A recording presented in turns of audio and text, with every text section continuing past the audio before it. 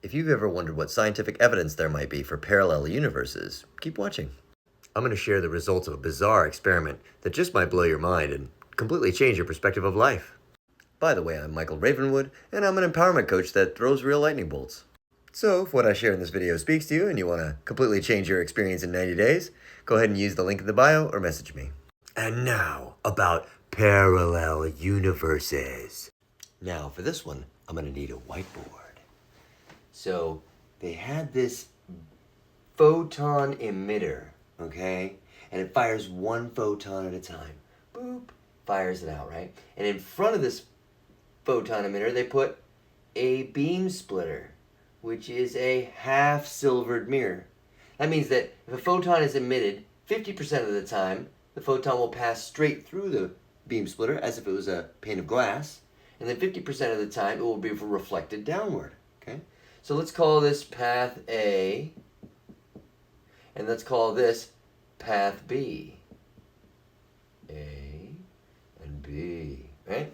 Then they put a fully silvered mirror here and a fully silvered mirror here. So that no matter what, if it took path B, it will reflect that across into a photon catcher. Let's call that photon catcher B because it registers if the photon took path B, right?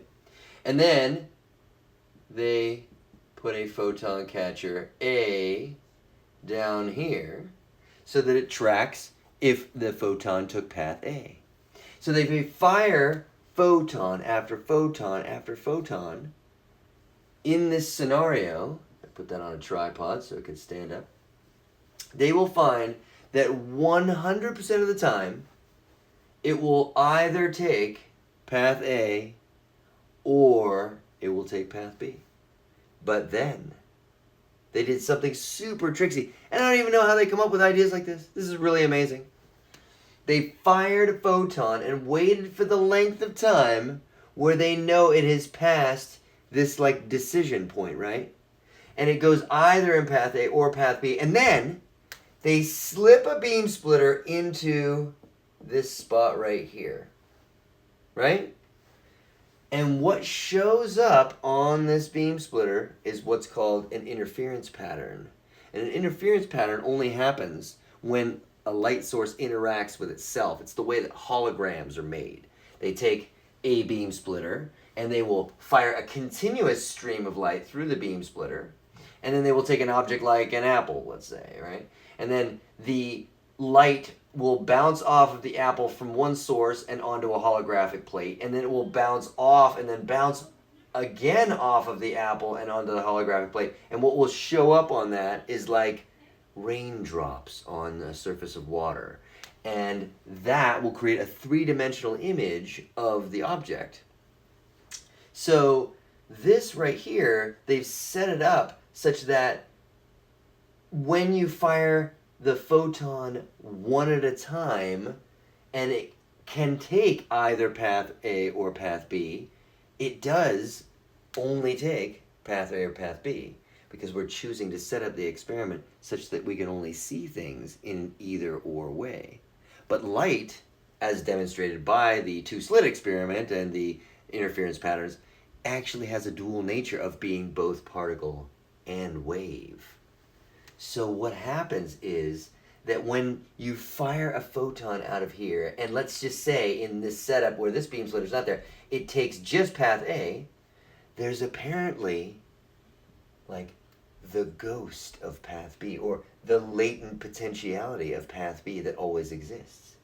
And so if you set up and slip in a beam splitter right here such that the light could interact with itself, suddenly an interference pattern shows up. So does that mean that the photon takes path A and this one just kind of goes out of existence into a parallel universe perhaps? And then when you slip this in here and it's possible for it to interact with itself, then suddenly this one goes, oh, well, I better come back into existence here because now I can see myself. I know this may seem confusing, but the reality is that if you set up the experiment so that the light does not have an opportunity to interact with itself after this decision point, then it acts as a particle. It goes either this way or it goes this way.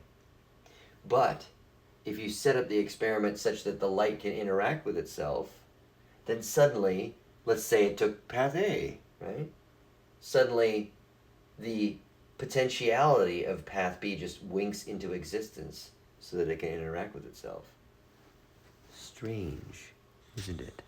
Now, the point of all that was simply to say that at any choice point that you have in your life, when you make a certain decision, there's the you that makes that decision and moves forward in physical reality that you exist in today. But apparently there's also the ghost of you that has made all the other choices that you could ever possibly have made. And they exist somewhere, perhaps in a parallel universe. Now you might say, Michael, what possible relevance does this have to my everyday life, though? And to answer that, I'll just offer you two things.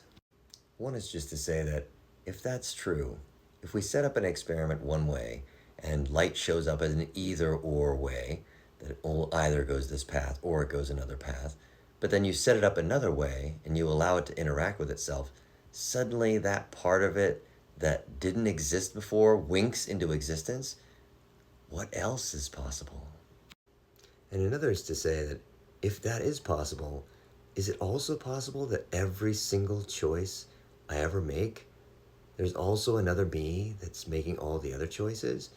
And maybe, if infinity is real, what infinity means is that we do everything we ever could possibly do, and then we do it again and again an infinite number of times. Maybe that means that we can just keep trying, and there's never a point at which it's too late. So if you like this freaky science stuff, check out the Heisenberg uncertainty principle, the metaphor of Schrodinger's cat and the superposition of states, the verification and establishment of Max Planck's unified field theory, and also the Einstein-Podolsky-Rosen experiment, which essentially established, contrary to Einstein's own theories, that there is something called non-local connection, and that every point in time and space are intimately and inextricably interconnected. And if you want to check out one of my favorite people who's turning all this into practical application for everyday life, you can look up Dr. Joe Dispenza. So if what I said in this video spoke to you and you'd like to completely transform your experience in 90 days, go ahead and use the link in the bio or message me.